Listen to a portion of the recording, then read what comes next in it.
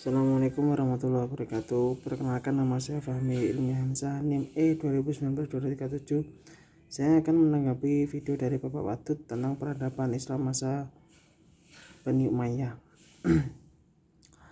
Peradaban yang dibawa oleh Bani Umayyah yaitu diantara lain di bidang politik. Di antara kebijakan politik yang terjadi pada masa Bani Umayyah telah terjadi pemisahan kekuasaan antara kekuasaan agama dengan kekuasaan politik. Amirul Mukminin hanya bertugas sebagai khalifah dalam bidang politik, sedangkan urusan agama diurus oleh para ulama.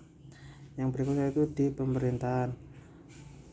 Perubahan sistem pemerintahan Umayyah dari demokrasi menuju monarki, yaitu kerajaan, sejak diangkatnya anaknya Yazid sebagai putra mahkota. Yang kedua, administrasi negara. Setidaknya ada 4 departemen dalam pemerintahan. Yang pertama yaitu Dewan Rasail, urusan administrasi dan surat menyurat.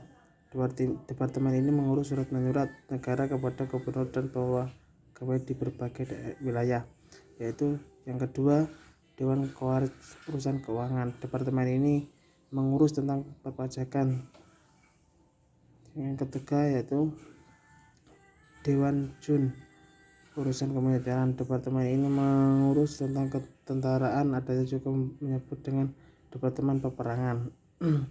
Yang keempat yaitu Dewan Katam, urusan dokumentasi. Departemen ini disebut juga Departemen Pencatatan.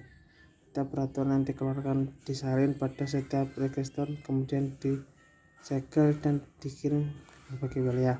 Yang kelima yaitu Dewan Qadhi, lembaga kehakiman.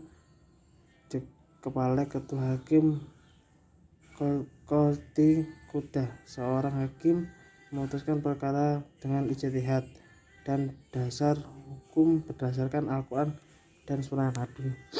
Yang berikutnya yaitu Bani Umayyah sudah membuat lambang negara. Bani Umayyah menetapkan bendera merah sebagai lambang negara, di mana sebelumnya pada masa Khulafaur Rasyidin belum ada bendera dan ini menjadi ciri khas daulah Bani Umayyah. Yang berikutnya itu bahasa resmi. Bani Umayyah juga sudah membuat bahasa resmi yang dibuat percakapan sehari-hari. Yang berikutnya yaitu di bidang militer. Bani Umayyah telah memaksa orang untuk masuk tentara dengan membuat undang-undang wajib militer, atau yang sekarang di Korea Selatan itu disebut Wamil. Mayoritas adalah berasal dari bahasa Arab. Yang berikutnya yaitu di bidang ekonomi. Di bidang ekonomi, Bani Umayyah telah memberi tumpuan terhadap pembangunan sektor pertanian. Beliau telah memperkenalkan sistem pengairan bagi tujuan meningkatkan hasil pertanian. Yang selanjutnya yaitu Bani Umayyah berhasil menunjukkan bahwa berbagai wilayah jalur perdagangan jadi semakin lancar. Ibu kota besar di Teluk Persia pun menjadi pelabuhan dagang yang ramai dan makmur. Begitu pula kota Eden. Yang berikutnya mata uang. Bani Umayyah telah menciptakan mata uang sendiri di masanya sebagai alat tukar atau jual beli atau pembayaran yang diatur undang-undang.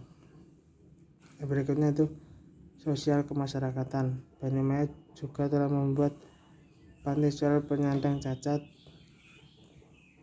Untuk orang-orang cacat diberi gaji, yang buta dituntun, orang mampu disediakan perawatan. Dia juga mendirikan bangunan khusus untuk mengidap penyakit kusta agar mereka dirawat sesuai dengan persyaratan standar kesehatan. Yang berikutnya Arab dan Mawawi. Muslim Arab menganggap bahwa mereka lebih baik dan lebih memegang kekuasaan daripada Muslim non Arab. Muslim non Arab kala itu disebut Mawawi. Awalnya Mawawi adalah budak tawanan yang dimerdekakan. Yang berikutnya di bidang pendidikan, Bani Umayyah telah membawa peradaban, yaitu yang pertama Kutab. Kutab merupakan tempat anak-anak belajar menulis dan membaca, menghafal Al-Quran serta belajar pokok-pokok ajaran Islam. Yang berikutnya yaitu masjid. Pendidikan di masjid merupakan lanjutan dari Kutab. Pendidikan di masjid terdiri ada 2 tingkat. Pertama, tingkat menengah dididik oleh guru formal, dan kedua tingkat tinggi yang dididik oleh ulama dalam bidangnya. Yang berikutnya itu Arabisasi. Gerakan penerjemah dalam Arab. Arabisasi buku pada masa Marwan sangat dilakukan. Ia memerintah untuk menerjemah buku-buku berbahasa Yunani, Syariah, Sanskerta, dan bahasa lainnya dalam bahasa Arab. Yang selanjutnya yaitu Baitul Hikmah. Baitul Hikmah merupakan gedung pusat sekaligus sebagai perpustakaan di masa Bani Umayyah. Di berikutnya di bidang kesenian, Bani Umayyah telah membuat majelis sastra. Ada tempat atau balai pertemuan untuk membahas kesastraan dan juga tempat berdiskusi mengenai urusan politik. Bani Umayyah juga membuat arsitektur, yaitu kubah pada abad ke-7. Walid ibnu Abdul Malik juga membangun Masjid Agung di Syariah berdasarkan nama pengasuh Bani Umayyah. Seterusnya yaitu pada masa kekhalifahan Bani Umayyah. Pertama yaitu khalifah sekaligus pendiri Bani Umayyah, yaitu Muawiyah bin Sofyan tahun 41 sampai 61 Hijriah atau 661 sampai 680 Masehi. Kemajuan yang diberikan Muawiyah bin Sofyan antara lain: yang pertama, Muawiyah mulai mengubah koalisi pasukan Arab menjadi sebuah sastra monarki, memperkuat barisan militer dan memperluas kekuasaan administrasi. Yang kedua, merancang alasan moral dan politik yang baru. Demikian setiap Yang ketiga, berusaha menertibkan militer dengan tetap mempertahankan panglima Arab yang memimpin pasukan bangsaan Arab. Yang keempat, meningkatkan pendapatan negara dari penghasilan pribadinya. Yang kelima, kebijakan politik dan kekuasaan finansial yang ditempuhnya berasal dari nilai-nilai tradisi Arab. Yang keempat, yang terakhir, yang keenam, yaitu perluasan wilayah dari pusat kota Bani Umayyah ke timur Afghanistan, Pakistan, dan India, ke barat Romawi dan Bizantium, ke Afrika Utara, ke perluasan ke daerah selatan. Yang selanjutnya pada masa Khalifah Abdul Malik bin Marwan bin Hakam 666 sampai 87 Hijriah atau 685 sampai 705 Masehi. Kemajuan yang dibawa Abdul Malik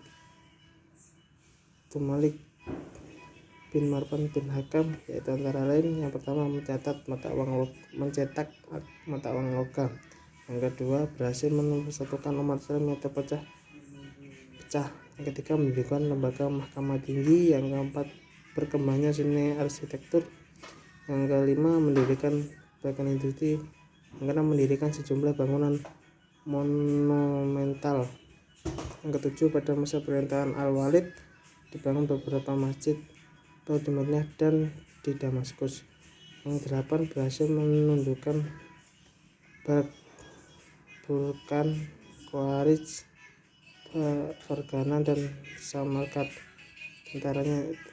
Tentaranya bahkan sampai ke India dan dapat menguasai Baluchistan, Sindh, dan daerah Punjab sampai ke Matan.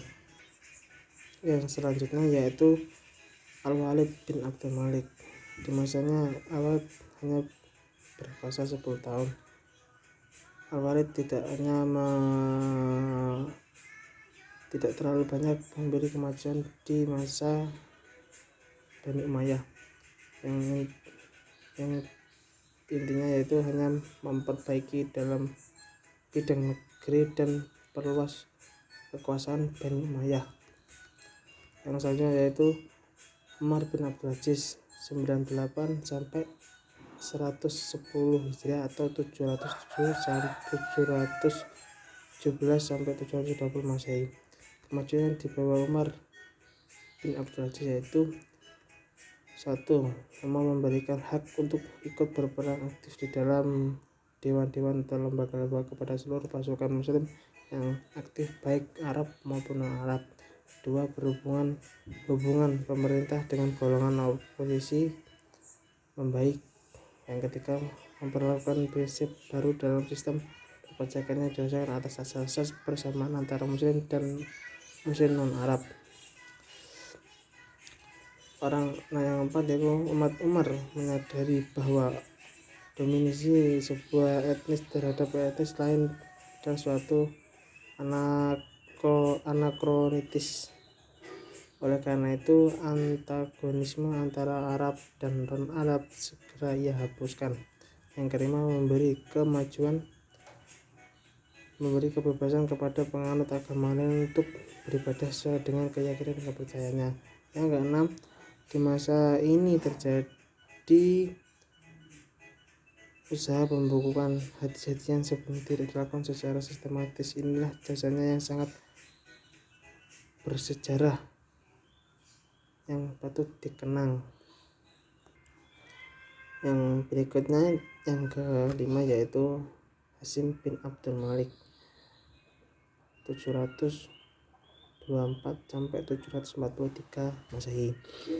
Kemajuan yang dibawa oleh Hasyim bin Abdul Malik antara lain yaitu menata administrasi pemerintahan dan keuangan yang stabil, membangun irigasi untuk pertanian, membangun pusat kerajaan sastra, membangun pabrik pembuatan pakaian tentara, membangun pabrik senjata, mengembangkan usaha peternakan, yang terakhir militer. Yang selanjutnya atau yang terakhir yaitu Marwan bin Muhammad